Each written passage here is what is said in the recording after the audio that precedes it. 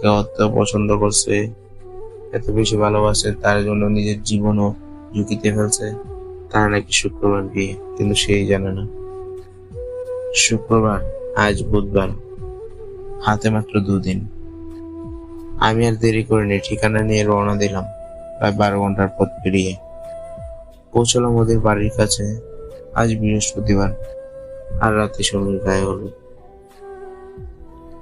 আমি চুপে চুপে অপেক্ষা করছিলাম, যদি একটিবার দেখা হয়, কিন্তু কিছুই করার সাহস পেলাম না।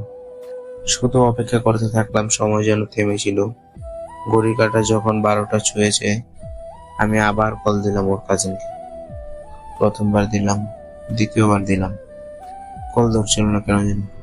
তৃতীয়বার দিতে রিসিভ করলো। ওই কথায় আছে না, একবার না পারো, দুইবার না খবর না পারো, দেখো শতবার, এরকম জিনিসটা। কল ধরতে বললাম, আপু, আপনি কি সুমিকে নিয়ে একটু বাড়ির পিছনে আসতে পারবেন? ও অবাক হয়ে বলল, আপনি কি আমার থেকে ঠিকানা নিয়ে বাড়ি পর্যন্ত চলে এসেছেন? আমি বললাম, হ্যাঁ।